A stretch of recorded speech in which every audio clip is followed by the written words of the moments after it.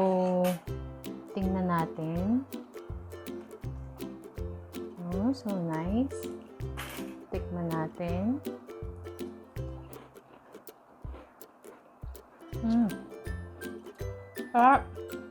Hindi siya katigasan. Tamang-tama yung kanyang lambot. Tsaka yung tamis niya, hindi siya masyadong matamis. Masarap siya. Magandang araw! Gagawa tayo ngayon ng simpleng cookies. Ito ang mga sangkap na ating kakailanganin.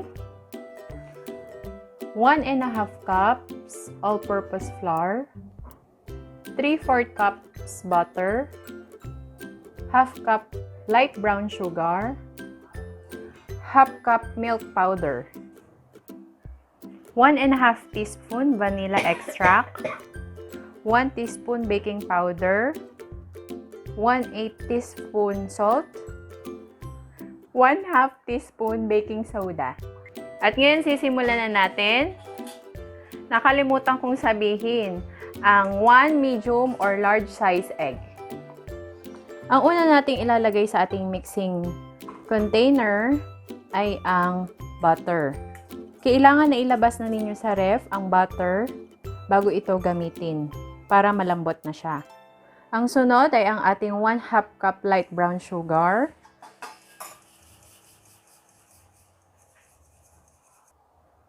At ang sunod naman ay ang 1/8 teaspoon salt.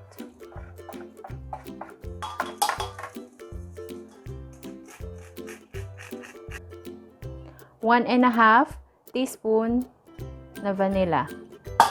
At ang sunod naman ay ang ating 1 piece egg.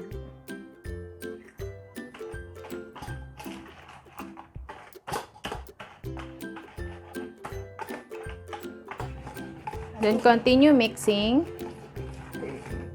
Then ang ating 1/2 cup milk powder.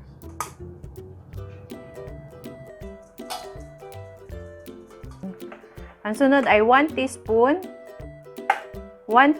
baking powder at 1/2 teaspoon baking soda.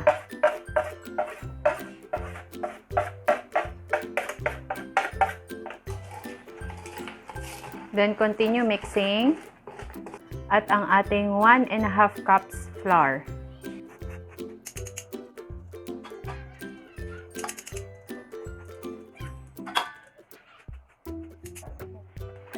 Harina ang ating huling inilagay na ingredient. Then maghahalo na tayo.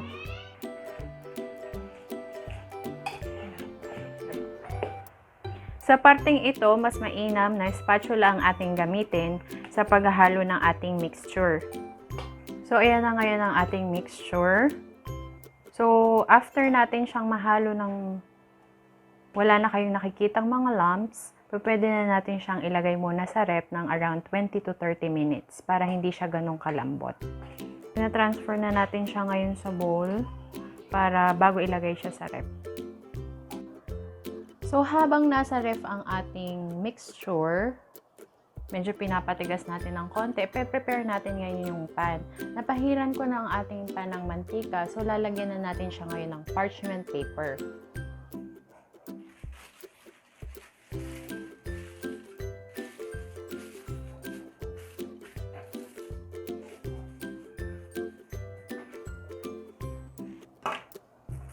Actually, itong maliit na to, na pan, kinuha ko lang to sa toaster namin. Gagamitin ko na rin para medyo maraming nakasalang. So, ito na ngayon ang ating mixture na kinuha natin sa ref. So, the next step na gagawin ay bibilugin na natin siya gamit ang ating kamay. Be sure na malinis ang ating kamay. Mag-hand washing ng maayos. So, para pare-pareho ang shape ng ating para pare-pareho ang laki ng ating cookies, you can use a measuring spoon. Ang ginamit namin ay 1 tablespoon. Then, yun ang binibilog.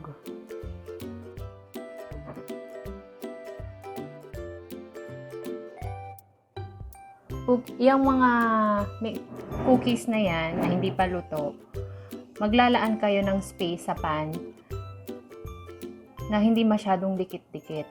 Ilalagay nyo siya sa pan na hindi masyadong dikit-dikit para may space pa. Kasi mamaya, i-flatten natin siya. So, ang measurement nito ay 1 tablespoon.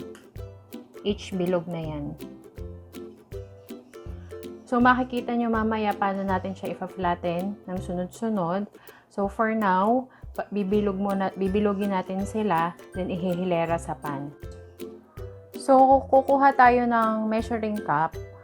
Then, yung flat area ng measuring cup, yun ang gagamitin natin pang-flat ng ating mga cookies. Ngayon, lalagyan muna natin siya ng cooking oil para hindi gumapit ang mixture.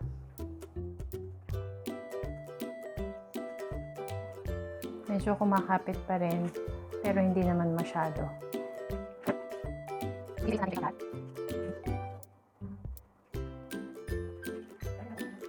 Okay, so kung makikita nyo, merong enough space lamang sa pagitan nilang mga cookies. So, lahat ng ating mga ginawa ay ipa-flatten natin isa-isa bago isa lang sa ating oven. So, at this moment na nagpa-flatten na kayo, kailangan yung oven ay pinipreheat na natin. Okay? So, magpipreheat na tayo ng ating oven.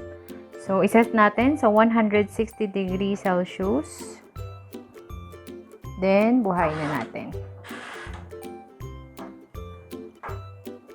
So, ayan, na-flatten na natin ang ating mga dough. So, kung mapapansin nyo, medyo sikip kasi maliit lang ang ating pan. Pero kung ang pan nyo ay malaki, please allot a space in between. Medyo kadikit-dikit siya. Pero, kung malaki ang ating pan, mas malaki pa sana ang space in between the dough. Okay? So, ayan, ready na ang ating dough. Isasalang na natin siya sa ating oven for 20 to 25 minutes. So, isalang na natin ang ating cookies.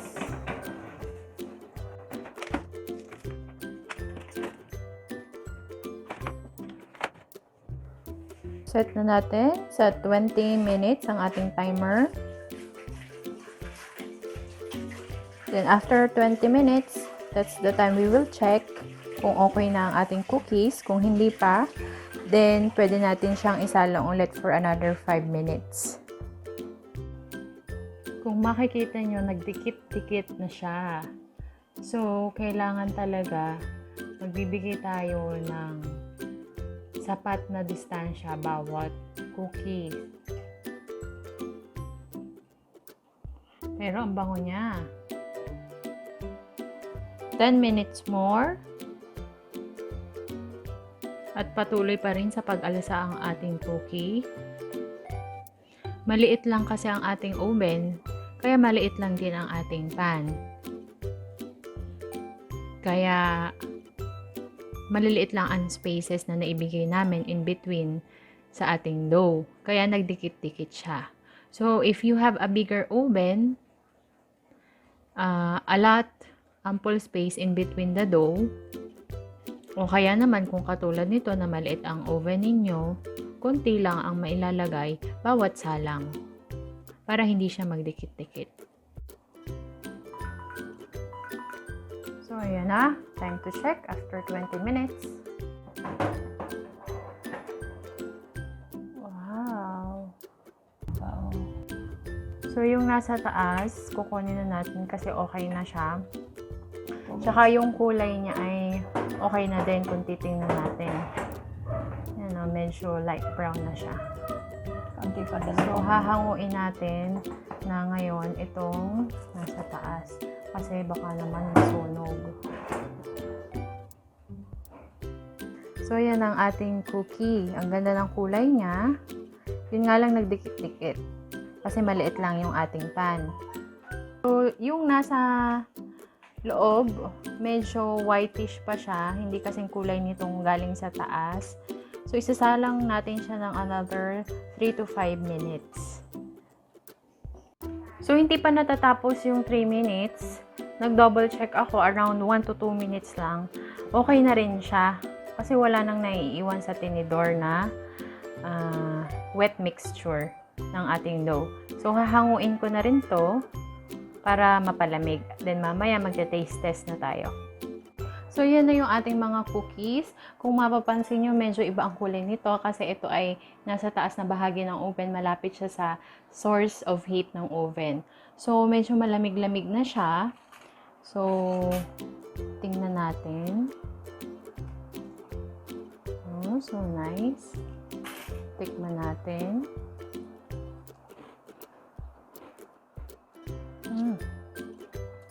Sarap. Hindi siya katigasan. Tamang-tama yung kanyang lambot. Tsaka yung tamis niya, hindi siya masyadong matamis. Masarap siya. You can try this at home.